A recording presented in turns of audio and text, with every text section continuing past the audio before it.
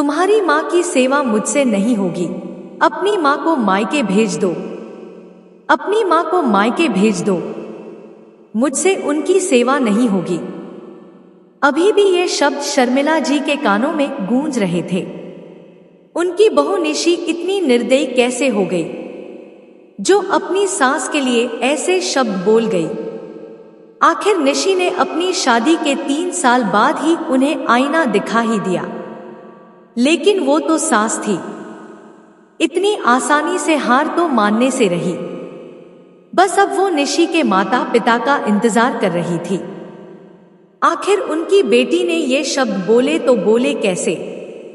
निशी की शादी शर्मिला जी के बेटे कुलदीप के साथ 3 साल पहले ही हुई थी।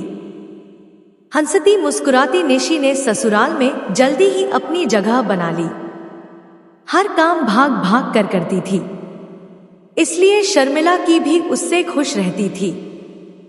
लेकिन शादी के 3 महीने बाद उसे पेट दर्द की शिकायत रहने लगी। पहले तो शुरू में शर्मिला जी ने उसे पास के मेडिकल शॉप से पेट दर्द से दवाइयां दिलवा दी, लेकिन जब धीरे धीरे उसे पेट दर्द की समस्या ज्यादा होने लगी तो ससुर रमन जी और कुलदीप के कहने पर उसका चेकअप करवाया गया। तब पता चला कि उसे पथरी की शिकायत थी। हालांकि स्टोन का साइज कम था, जो दवाइयों से ही ठीक हो सकता था, लेकिन ट्रीटमेंट करवाने की जगह शर्मिला जी ने हंगामा कर दिया। पथरी तो उसे पहले से ही थी। उसके मायके वालों ने अपनी बीमार बेटी को झूठ बोलकर हमारे माथे मढ़ दी, इसलिए इलाज भी उन्हें ही करवाना पड़ेगा। मैं तो 1 रुपए भी खर्च नहीं करने वाली। घर में कुलदीप और उसके पिता रमन जी ने शर्मिला जी को खूब समझाने की कोशिश भी की, पर वो तो समझने का नाम ही नहीं ले रही थी। उल्टा उन्होंने उसके मायके फोन लगा दिया और उसके माता पिता को यहाँ बुला लिया। आखिर उसके माता पिता, जो दूसरे राज्य में रहते थे, वो रातों रात टिकट करवाकर उसके ससुराल पहुंचे। लेकिन जब वहां पहुंचे तो ना कोई चाय नाश्ता, ना कोई और बात। शर्मिला जी ने सीधे सुनाना शुरू कर दिया, लेकर जाइए अपनी बीमार बेटी को यहां से और करवाइए अपने आप इसका इलाज। अपना पैसा बचाने के लिए आपने अपनी बीमार बेटी हमारे माथे मढ़ दी। शर्मिला, कैसी बात कर रही हो तुम? ये सब बोलने से पहले एक बार सोच तो लो कि क्या बोल रही हो। रमन जी ने कहा, आप बीच में मत बोलिए, मैं बात कर रही हूं ना। शर्मिला जी ने सबके सामने ही रमन जी को ये कहकर चुप करवा दिया। निशी के पापा ने भी कहा, समधन जी, हमारी बेटी को कोई बीमारी नहीं है, पथरी ही तो है। ये तो किसी को भी हो सकती है, इसका तो इलाज भी संभव है। अगर इलाज की बात है तो इलाज हम करवा देंगे, मना नहीं कर रहे हैं, पर आप ये हम पर बेवजह का इल्जाम तो मत लगाइए। खर्चा बचाने के लिए अगर शादी की होती तो आपको पता होना चाहिए कि शादी में पथरी के इलाज से कई गुना ज्यादा खर्चा होता है। मुझे कुछ नहीं सुनना। अरे कोई रातों रात स्टोन इसके पेट में बना नहीं होगा, ये तो पहले से ही बना था, आपको सब पता था। फिर भी जानबूझकर आपने अपनी बीमार बेटी हमें दे दी। आखिर शर्मिला जी कुछ समझने का नाम ही नहीं ले रही थी। तो रमन जी और कुलदीप के कहने पर मम्मी पापा निशी को अपने घर ले गए। वहां मायके में ही निशी का इलाज चला। जब तक इलाज चला, निशी मायके में ही रही। शर्मिला जी ने तो फोन लगाकर भी नहीं पूछा कि अब उसकी तबीयत कैसी है। उल्टा पूरे रिश्तेदारी में ये बात फैला दी कि समधियों ने झूठ बोलकर, धोखा देकर अपनी बीमार बेटी हमारे पल्ले बांध दी। अपने माता पिता पर लगे ऐसे इल्जामों के बाद भला किसी बेटी के मन में अपनी सास के लिए इज्जत रहेगी? निशी जब ठीक होकर ससुराल पहुंची तो उसके मन में शर्मिला जी के लिए कोई इज्जत नहीं रही। हालांकि वो अपना बहू का धर्म बखूबी निभा रही थी। कुछ महीनों बाद वो प्रेग्नेंट हुई तो शर्मिला जी ने 8 महीने तो उससे जमकर काम करवाया।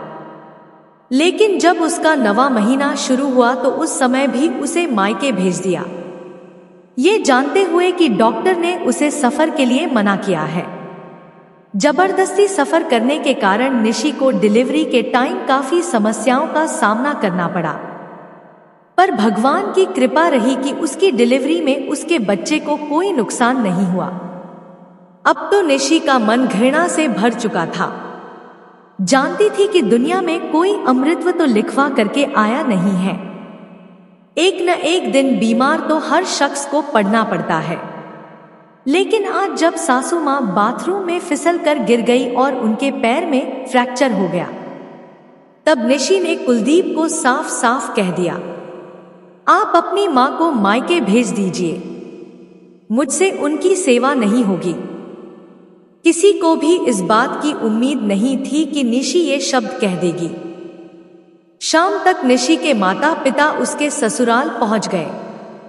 जब वो सासू माँ के कमरे में मिलने गए तो सासू माँ उन्हें देखते ही बोली, आइए आइए, आप ही का इंतजार हो रहा था।